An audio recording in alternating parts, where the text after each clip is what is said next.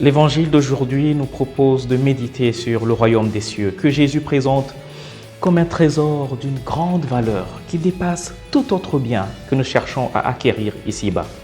En fait, que ce soit dans la première lecture tirée du livre des rois qui nous raconte l'histoire de Salomon, à qui Dieu fit la proposition de formuler un vœu sur ce qu'il doit lui donner. Et Salomon choisit la sagesse plutôt que les richesses de ce monde.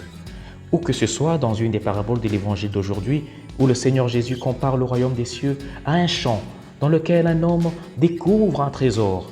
Ensuite, il vend tout ce qu'il possède pour racheter ce terrain.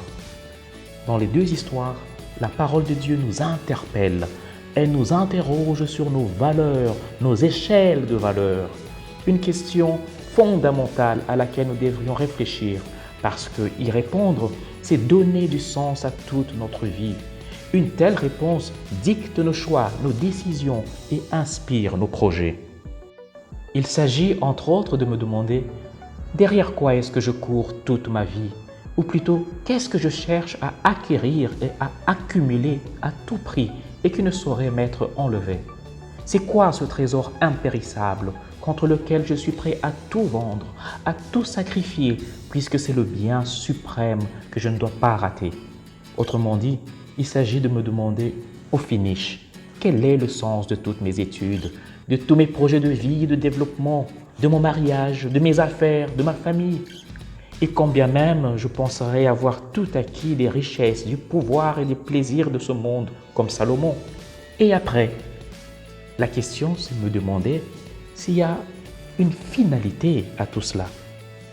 Une grande différence entre moi, homme créé à l'image de Dieu, et une poule par exemple qui se lève le matin pour remplir son gésier à longueur de journée, se situe justement en ce fait que moi je suis capable de me poser une telle question fondamentale pour donner sens à ma vie.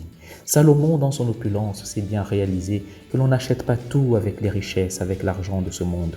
Je peux m'acheter une maison, mais je ne m'achèterai jamais un foyer.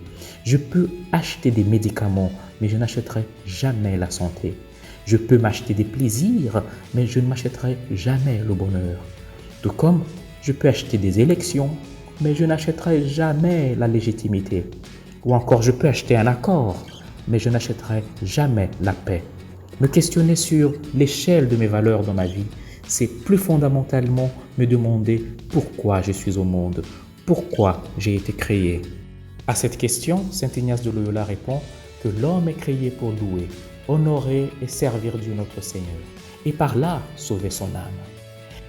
Et maintenant, je t'invite, cher ami, à prier avec moi pour que le Seigneur nous donne d'avoir un rapport sain et juste envers les biens et richesses de la création. Prions.